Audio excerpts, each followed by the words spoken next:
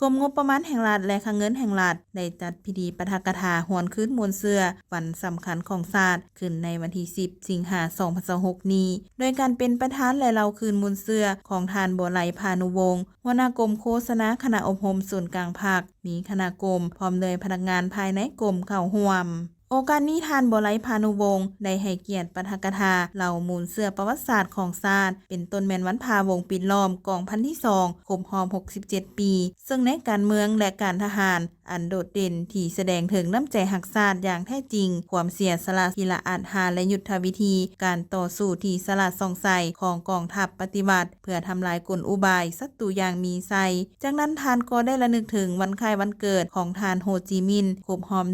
136 ปีทานเป็นผู้นำที่ยิ่งใหญ่ของประชาชนเวียดนามและเป็นเพื่อนมิตรผู้สนิทสนมร่วมคุ้มครองต่อศัตรูเดียวกันเป็นผู้ร่วมสร้างตั้งสายพัวพันมิตรภาพพิเศษและการร่วมมือร่วมด้านระหว่าง2 ภาค 2 รัฐและประชาชน2 ชาติลาวเวียดนามให้มั่นคงทะนงแกนพร้อมนี้ยังได้ระลึกถึงวันคล้ายวันเกิดของท่านสุภานุวงศ์ที่ได้ประกอบส่วนกับขบวนการต่อสู้ในแต่ละระยะพร้อมทั้งได้ยกเอาความหมายความสำคัญของเหตุการณ์ประวัติศาสตร์ที่เป็นสมหน้าใหม่ให้แก่สายพัวพันการทูตและบันทึกสัญญามิตรภาพและการร่วมมือระหว่างลาวเวียดนามอย่างมีเกียรติสง่างามท่านยังได้ให้ฮู้ตื่มอีกว่าการหวนคืนมูลเสือวันสำคัญดังกล่าวก็แม่นเพื่อแสดงถึงความฮู้บุญคุณอันล้นเหลือต่อคุณงามความดีของบรรดาทานผู้นำและนักรบปฏิวัติหุ่นกรที่ได้เสียสละเลือดเนื้อเพื่อเอกราชแห่งชาติเพื่อหำเฮียนกับแนและเสื้อสูมูลเสื้ออันดีงามของทานผู้นำนักรบปฏิวัติเข้าในการปฏิบัติหน้าที่เวียกงานวิสาเฉพาะของตนให้มีความรับผิดชอบสูง